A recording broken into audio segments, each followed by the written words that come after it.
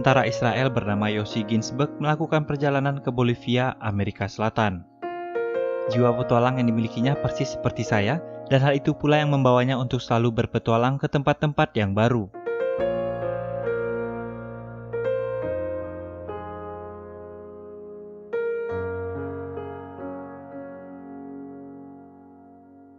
Di perjalanan dalam sebuah kapal, Yossi bertemu dengan Marcus Stem, seorang guru sekolah yang hampir aja ketinggalan.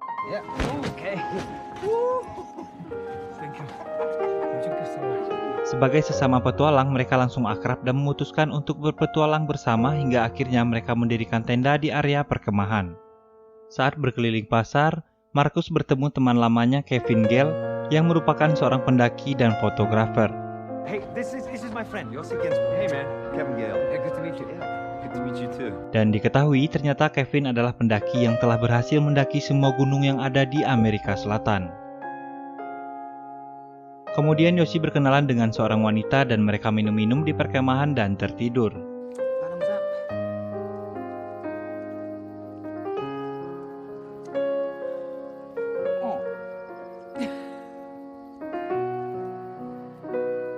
Keesokan harinya, Yossi, Marcus, dan Kevin pergi ke La Paz, sebuah kota di Bolivia, dan mereka menyewa penginapan di sana.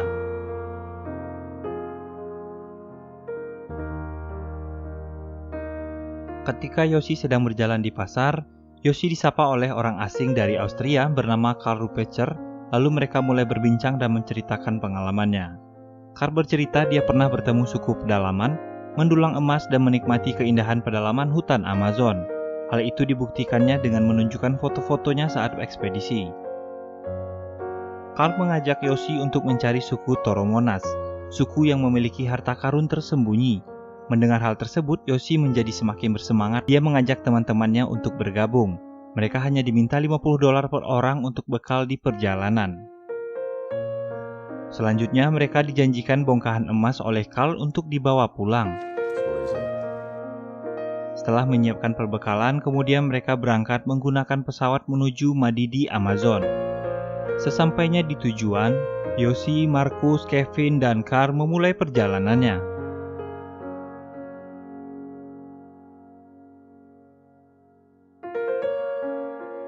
Yossi dan teman-temannya sangat bersemangat dengan hal-hal yang akan mereka temui di sana. Malamnya mereka berkemah dan Karl menceritakan tentang suku primitif yang dulu ia temui. Esoknya, di hari kedua, mereka melanjutkan perjalanan di tengah hujan.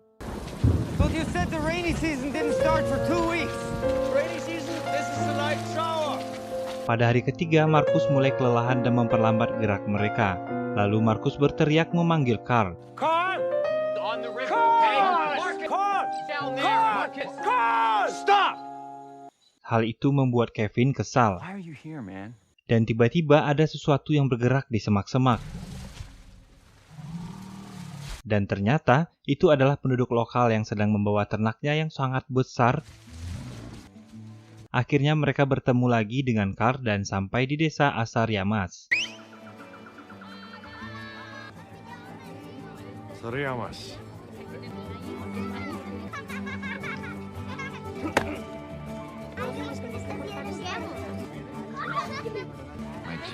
Penduduk desa terpencil di hutan Amazon ini sangat ramah dan bersahaja, dan Karl terlihat sudah sangat akrab di sana. Malamnya mereka mencoba arak dan tembakau khas desa itu.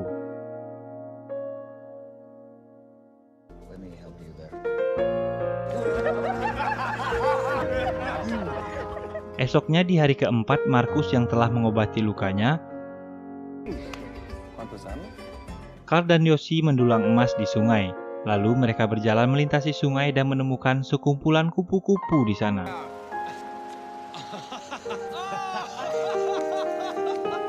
Mereka pun melanjutkan perjalanan ke dalam hutan.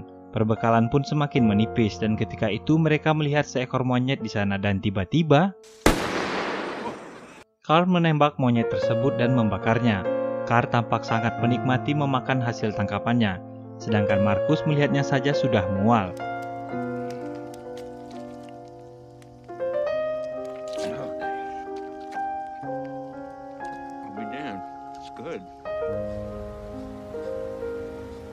Dan Dan keesokan harinya di hari kelima, kondisi Markus semakin lemah yang menyebabkan mereka lebih sering beristirahat daripada berjalan.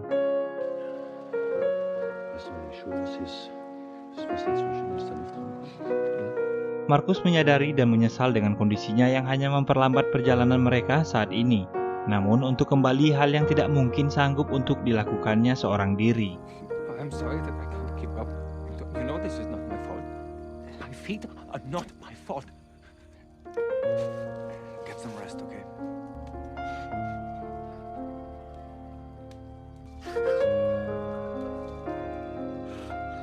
Di pagi harinya mereka berdiskusi bagaimana caranya agar Markus bisa berjalan tanpa memperlambat perjalanan mereka. Dan akhirnya mereka bersepakat untuk membuat rakit dan mengarungi sungai. It's a fire ant. They believe in baby Jesus. They tied them on trees and let me tell you, they believed. Yeah.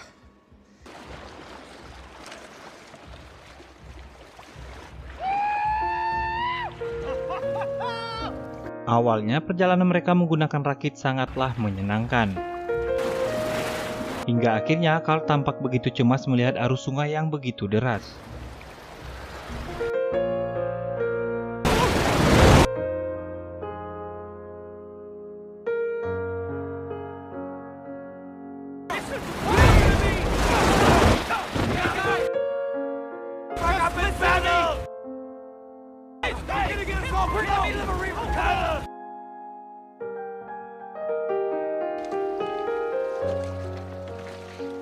Karena emosi, kemudian Carl meninggalkan mereka di tepi sungai dan masuk ke dalam hutan untuk berburu. Did you see Carl on the raft? You know what I think? Carl can't swim. Kemudian, Yoshi pergi mencari Carl ke dalam hutan, dan tiba-tiba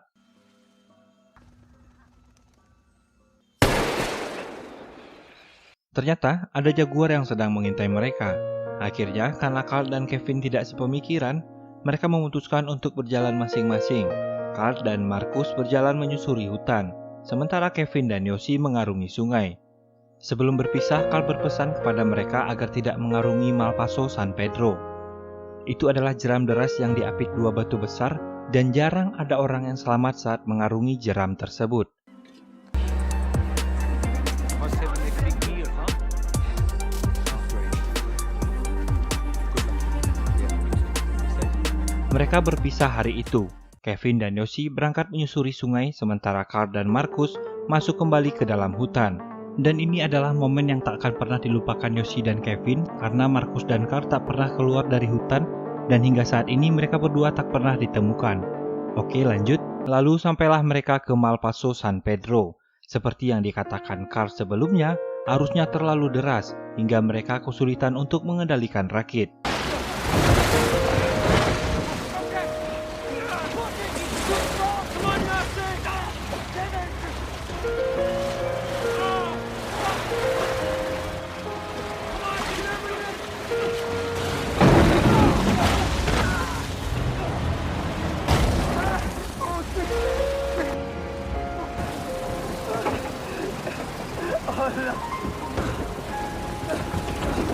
When I get to the bank, throw me the machete. I'm gonna cut some vine and pull you out. Listen to me. I'm gonna make it, okay? I'm gonna make it. I'm not leaving you.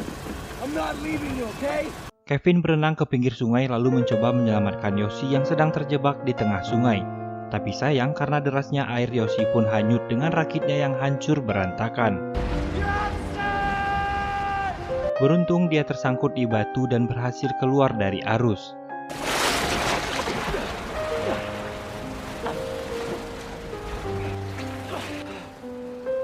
Dia mencoba mencari dan memanggil-manggil Kevin, namun tidak ada yang menjawabnya.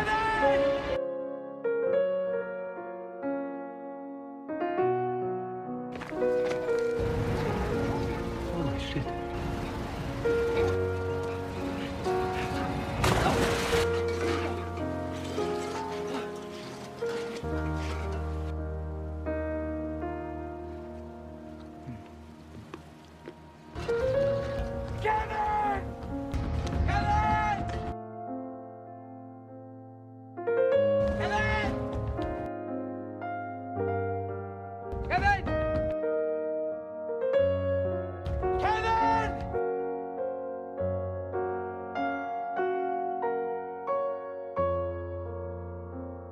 Hingga sore hari dia tidak menemukan tanda-tanda keberadaan Kevin.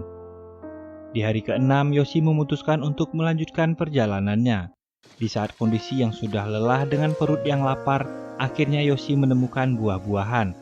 Tapi tiba-tiba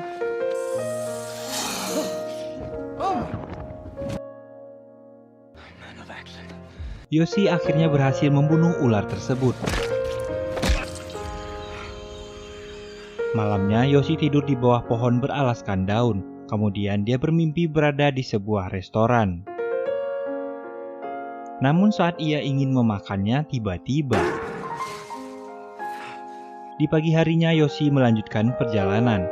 Tiba-tiba dia menyadari ada benjolan dan sesuatu yang bergerak di dahinya. Singkat cerita, malam harinya Yoshi kembali beristirahat dan tak diduga dia melihat Markus.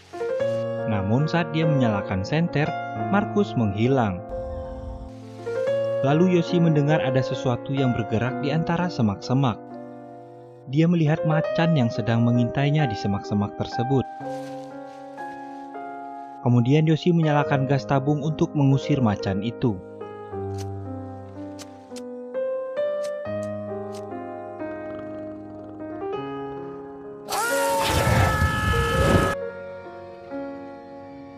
Dan malam pun berganti pagi. Yoshi yang merasa tak nyaman kemudian mengoperasi benjolan di dahinya.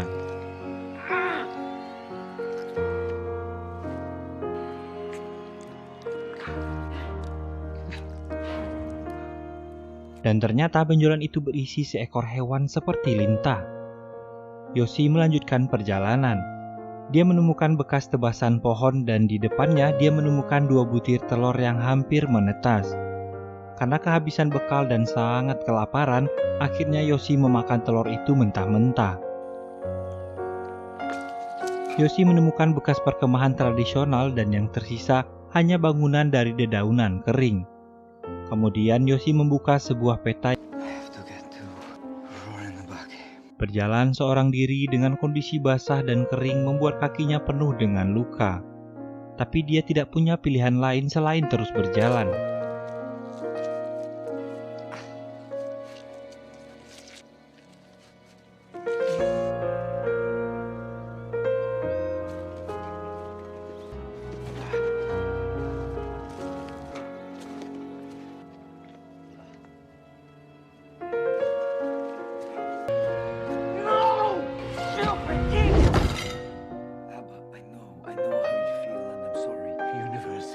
Law school. You will not see 1 shekel from me.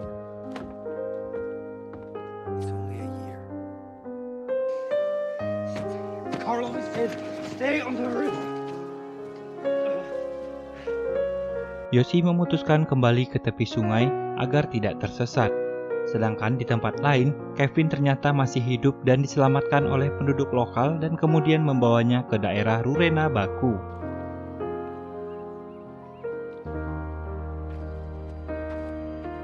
Kevin kemudian meminta pihak berwenang setempat untuk membantunya mencari Yoshi. Beralih ke Yoshi, samar-samar dia mendengar suara pesawat. Yoshi memberikan tanda dengan mengibarkan mantelnya. Namun Kevin tak melihat Yoshi dari atas pesawat karena pesawat terbang terlalu tinggi.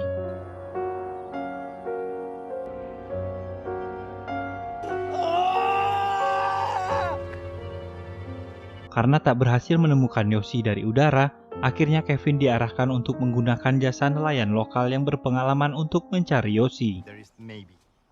Setelah mendengar Yoshi hilang lebih dari 2 minggu, nelayan tersebut menolak untuk membantunya. Namun, Kevin terus meyakinkan nelayan itu hingga ia ingin membeli perahu miliknya.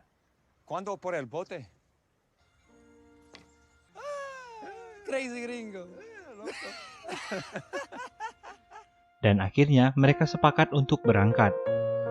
Yoshi terlihat sudah mulai kehilangan harapan, kesempatan untuk diselamatkan oleh pesawat sudah gagal.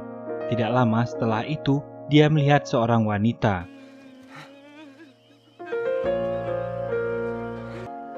It's good to see you.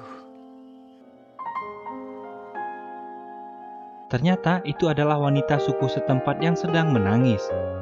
Dia tampak ketakutan kepada Yoshi. Tapi pada akhirnya mereka berteman tanpa mengerti bahasa satu sama lain.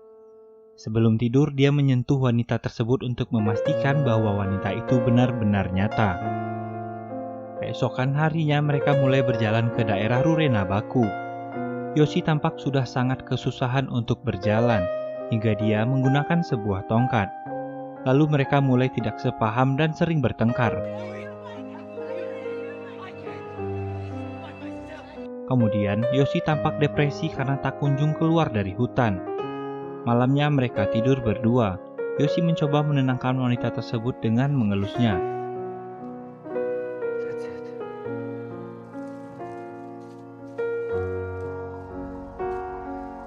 Di sini terlihat bahwa Yoshi sudah mulai berhalusinasi dan sangat depresi dengan keadaannya.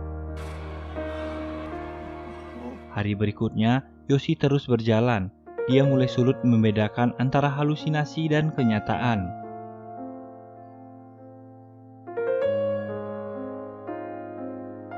Naasnya saat melewati hutan dia terperosok ke dalam lumpur hidup, dan badannya perlahan-lahan mulai terhisap sampai dia kelelahan dan tertidur.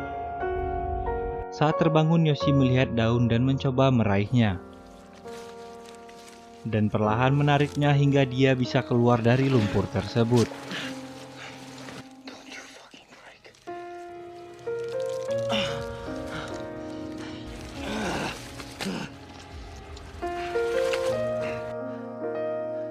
Yoshi sudah sangat lelah dan kelaparan, dia ingin menyerah.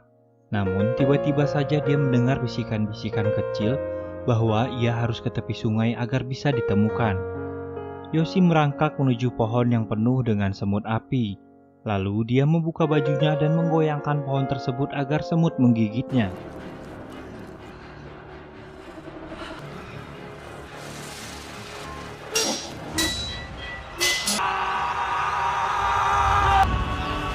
Mungkin dia berpikir rasa sakit bisa mengalahkan rasa lelahnya. Hal itu membuat dia berjalan sekuat tenaga menuju ke pinggir sungai. Akan tetapi sesampainya di sungai, dia tidak menemukan apapun. Malam harinya hanya ada kura-kura yang menghampirinya. Dia kemudian berbicara kepada kura-kura tersebut untuk memotivasi dirinya sendiri. Dalam keadaan seperti ini, Yoshi sudah pasrah. Harapan untuk diselamatkan sudah tidak terpikirkan lagi. Seolah dia hanya menunggu untuk mati. Keesokan harinya terlihat Kevin yang masih terus mencari. Akan tetapi mereka menepi. Mereka menghentikan perjalanan melihat arus di depannya yang sangat deras dan sulit untuk dilewati. Akhirnya mereka berbalik arah untuk pulang.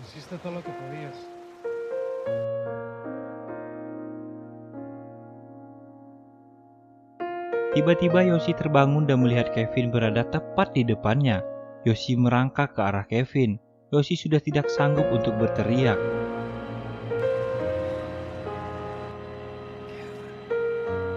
Akan tetapi tiba-tiba saja Kevin menoleh.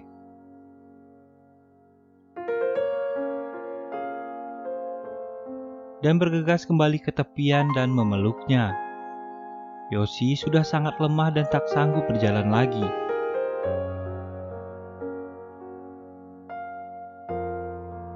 Akhirnya, Kevin membawanya ke daerah Rurena Baku. Penduduk setempat mengucapkan selamat karena telah berhasil selamat dari hutan. Setelah kondisinya kembali membaik, Yoshi dan Kevin kembali ke penginapannya di lapas. Mereka menunggu Carl dan juga Marcus berhari-hari, namun tak ada kabar dan tidak kunjung kembali. Kevin dan Yoshi akhirnya menyadari bahwa harta yang paling berharga adalah nyawa mereka sendiri. Dan film pun selesai.